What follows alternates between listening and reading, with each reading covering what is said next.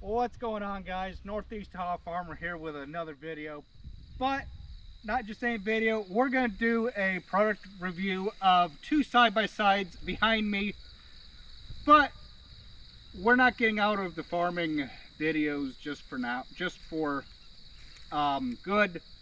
We're taking a little bit of a break, and we have two workhorses behind me. We have my John Deere 835R, and what is yours? Kawasaki Mule. Kawasaki Mule. 5X, it looks like XC, I don't know. And we are going to just do a brief walk around of his. I will let this individual over here do his, and I will do mine. Just from running his around a little bit, what I like about his, just by looking at it, over mine is I wish that on mine I could go with a little bit taller tire. Although it might look like they are the same, I'm not exactly sure. I like how, and again this might be an option when looking at the front end, how on his he don't have the full brush guard package like what mine has. On mine, the front hitch is kind of recessed back inside the bumper a little bit, but I do believe, and mine is set up for a winch too. It's got the winch plate over there. You can see on mine how it is all kind of tucked back in a little bit, where as on this it kind of sticks out a little bit when you run the risk of running into things when it's not set up. You just are wanting to get close to things. You might run the risk of damaging that, which I like mine how it's kind of tucked back in a little bit. This one is the open station machine. Like I said, just from that little bit of running it around that I did, I like how it handles. The thing, it's okay for what it is. It's not a get up and go kind of machine, but I don't really think that these are meant to get up and go.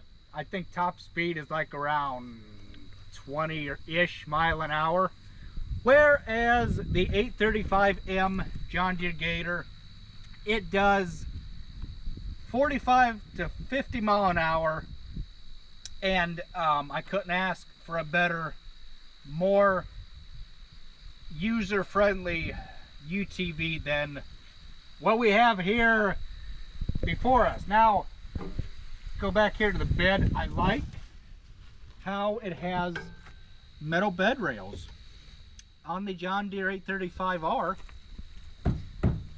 Nice, tough bed rails. Nice heavy-duty plastic that's not going to dent, rust, decay, or bend in any circumstances whatsoever.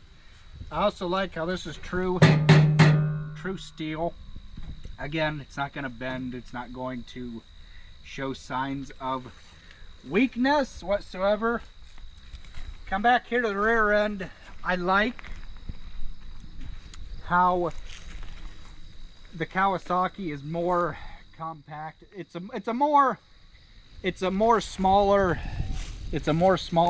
cart than what the 835 is, but that is a 3-seater machine, whereas the Kawasaki is a 2-seater machine, so it's kind of more compact, if you will. The 835R has independent rear suspension, which means each axle will float over obstacles, whereas this, no, it's not. It's just a solid rear axle, unfortunately. But you know what? They're not meant to be used and abused. They are work vehicles. Now, with that being said, Tailgates, I like the 835M, or R, I mean.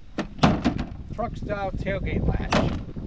For when you got feed, you're trying to handle more than what you're capable of opening the tailgate versus the older style where you had the 2 pins. You slid them, and you had to set a bag of feed down off your shoulders and do that and mess around. Where this, you can leave a bag of feed on your shoulders or whatnot, or in this hand, boom, tailgate falls down, goes back up. What more can you ask for? So, if you guys are in the market for a UTV of your choice, I am not here to bash the other. I'm just here to simply give a full-on review. What I'm going to do now is we're going to go test drive these things. So let's get with it. Come on, let's go. Okay, so we're in the operator station of this, and for like as little as I've run this, just from here to there, I like it. I like the cushion, the thick foamy cushion seat. I don't really care that the park brake is on this side, but you know what? It's not like that one. I like how ease of operation is for your transmission. Neutral, reverse, high, and low, and you got your 2-wheel drive and 4-wheel drive selector. Pull it up. Right there. Really ease of operation. You got a 12-volt power outlet right there. No? It's right here. Right there is a 12-volt power outlet, and you got lights here. Yep. Got your key right here. Put your foot on the brake to start it like you'll do every cart. And it's a runner. Senor, you are going in reverse. You want the high range. So when you go to take off, it's really effortless. You don't have to give it a lot of fuel. I mean, it just goes.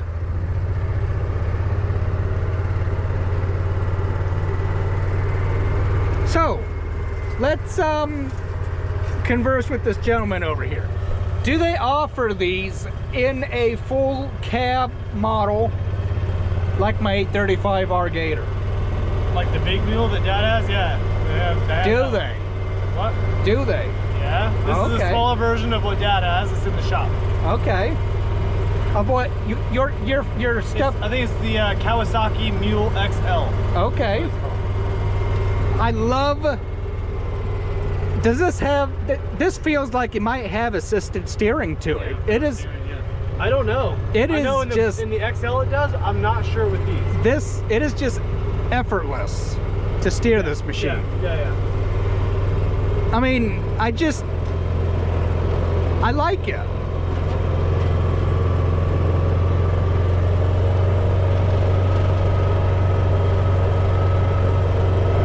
When it comes to braking, I'll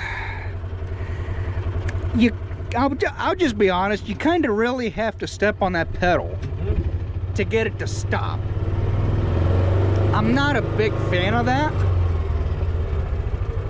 It feels to me like the brakes are all in the rear end. Yeah, rear drum brakes probably. Takes a lot to... I'm not a fan of that. Now, I will show... Now, does this have what my 835 has? The 835 has a cool feature. It has in it, well, we'll get to that when we get to the Gator. We're not gonna be jumping around here. So yeah, I love, yeah, it's noisy, but that's just because it's carbureted. And it's an open station machine.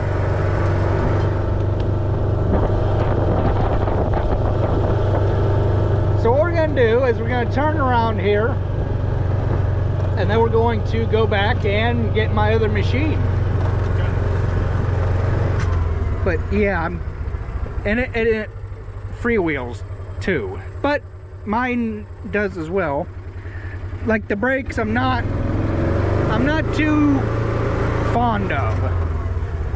I'm just not. We'll see you guys in a minute. So if I was a new cart user, it would be a toss-up between the John Deere Gator, whether it be the 825i like what my parents have, the Kawasaki Mule, or the 835 series like what I have. I like this one just because of the ease of operation.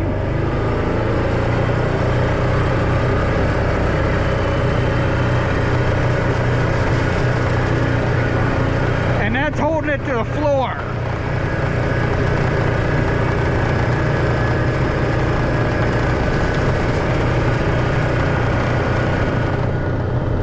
Yeah, I understand these are used for just work. Actually, both of these are. We got a couple more things to talk about on this one before we get to that one. I forgot to mention too that there is storage up underneath the hood. Man, that's a lot of storage. Yeah. How many gallon storage do you think that is? 20 maybe, 30.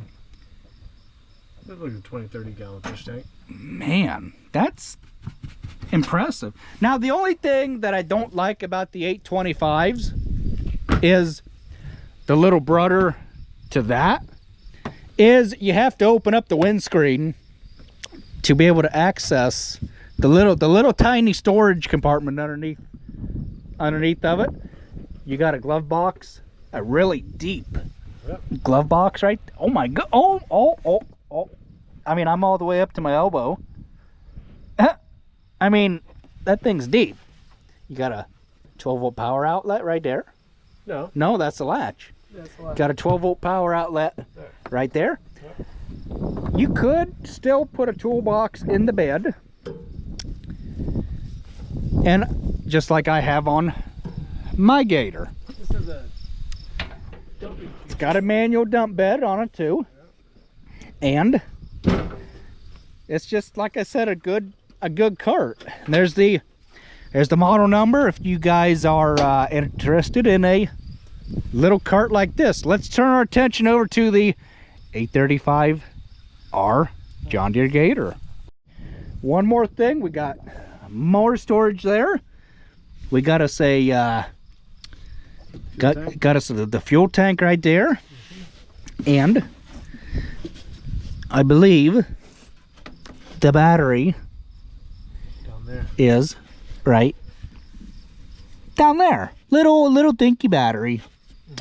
So now can we turn our attention over to my machine? Oh yeah. So we're standing here in front of the 835R John Deere Gator 2023 model. Sir, would you like to film? Yes. Okie dokie, here you go. Okie dokie, so we're going to start right up here underneath the hood of this thing. Now, I am sure that you guys are probably going, you know what an 835 looks like, why are you boring us with it? Well, I'm going to show you that on this one, it is a full cab machine. You take this brush guard, yeah.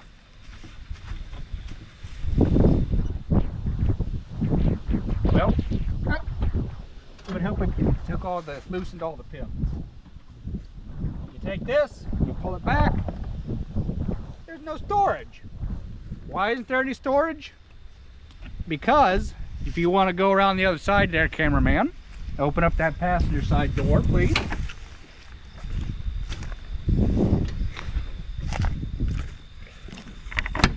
There is underneath this passenger seat storage for extra clothes and things like that. Extra you know, drinks. You got all kind of storage. So, then, you come back here to the bed. If you want even more storage, you guys need to consider getting a in-bed toolbox, just like what I have right here for my Gator. Underneath the bed, powered by a 50 horsepower Cherry engine.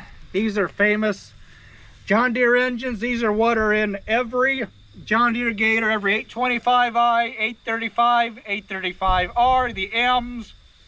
They are a reliable engine. Go ahead and put the bed back down.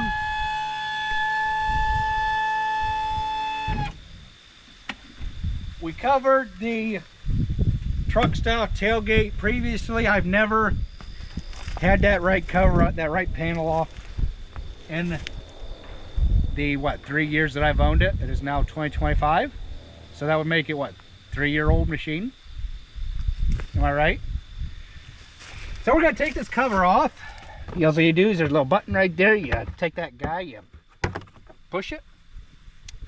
You see right back here is the battery. What you got to do, battery is right here. If you need to replace the battery, it's a little bit of in a precarious spot. You got to take this panel off here. There are some push tabs. There is a Allen screw right there. There is some Allen screws underneath the bed that you got to take out if you need to take the battery out. Now, you have jump ports right here. You can jump this thing. You have a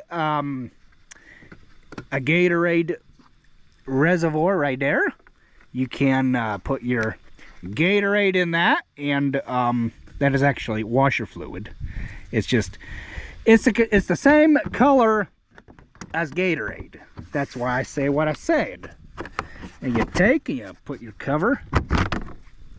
Cameraman. Take and you put your cover.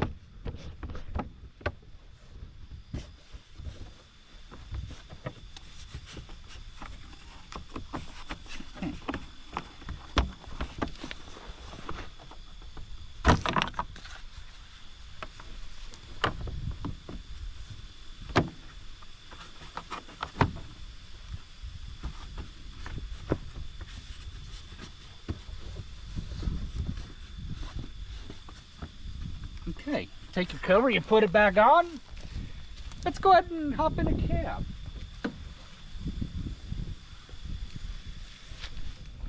We gotta put the front back together first before we can do that.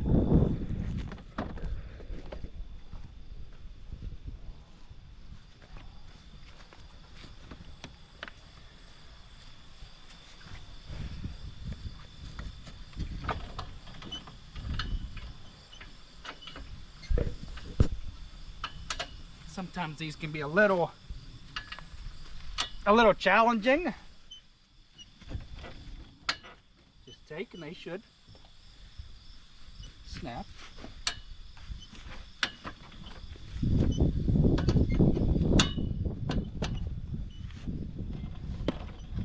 Right back in place. So let's hop in a cab, shall we?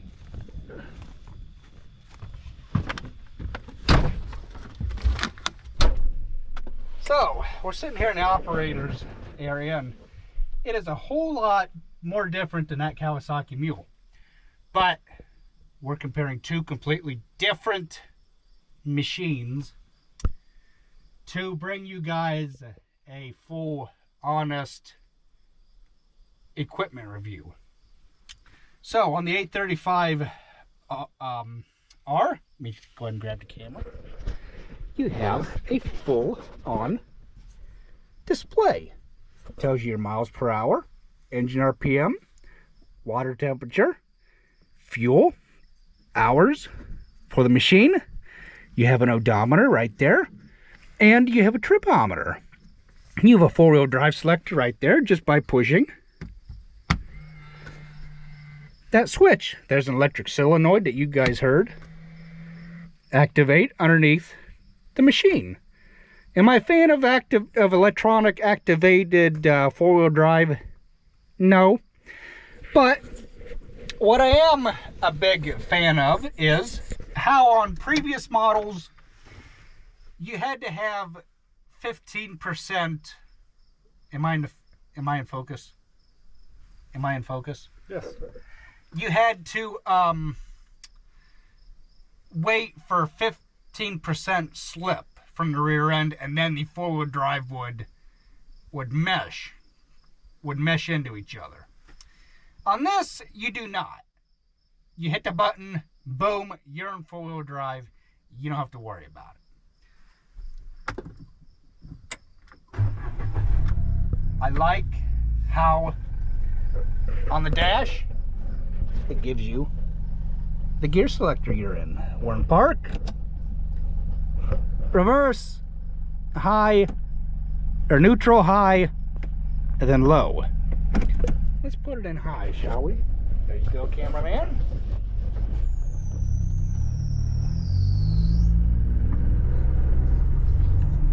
Same effortless steering as the Kawasaki Mule. And it's quiet. That's one thing I love about this is it is quiet. And this one gets up and hauls the mail.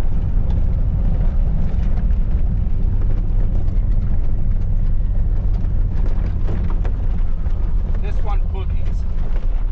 Now, you guys are probably thinking to yourselves, what was that special feature that you were going to show us when it was in four-wheel drive? Well, you got to put it in low.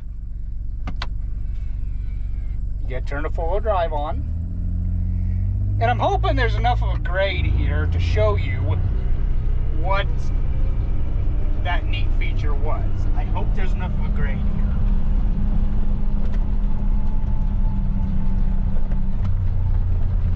It's got dynamic braking, like an engine brake on a dump truck or a semi. We're going to demonstrate that again. How it just comes to a stop on its own and it freewheels just a little bit like it's doing right now. You can see I got my feet off of the pedal. We were kind of moving a little bit, but it's just how the cart is. It's a really made, well-made cart, and I really enjoy it. So with that being said, I thank you guys for watching this video, and I would like to give a big shout out and a big thank you to my cameraman today, and yeah, so with that being said, we're gonna go ahead and end this video. Thanks everybody for watching, and we'll catch you in the next video. Talk about the glove box here. I don't know about under the seat. So we need to talk about another feature before we end this video. I went ahead and bought with this an AM/FM radio. It's got heat, it's got air, it's got the full vents. There's 3 of them, 1, 2, or 4 of them, 1, 2, 3, 4, and it blows ice cold AC. Just hit the button there to boom. You can hear the compressor kick on, and it's gonna blow ice cold AC to keep this thing at a cool 76 degrees. The CB is an added option. That's what that antenna there for is, to talk to various pieces of equipment on the farm and or the other place. It's got a glove box in here with a 12-volt power outlet right there. We have a secondary 12-volt power outlet right there. Is one thing that the Kawasaki Mule does not have, and that is one thing that I don't really care for about that. But you know what? It is what it is. We have fold down sunshades, sun visors. one on each side. We have a rear view mirror. We have roll up windows that roll up and that roll down. We have grab rails to get in the machine for safety. We have side view mirrors, so that way this thing is street legal. We have turn signals right there on each side. We have 4-ways. You hit the button, you can see on the dash, the 4-ways are going. We have auxiliary cab lights. We have these here. These are for what I use for my high beams. And there's that darn annoying phone. Somebody was interrupting me. We can't have interruptions. I'll call him back later. But we have high beams right there because I am not going to pay $500 to have John Deere put high beams in it when they should have done that already from the factory. But you know what? It is what it is. Am I forgetting anything else? I don't think so. But it's got a flip out window. I can demonstrate that real quick for you.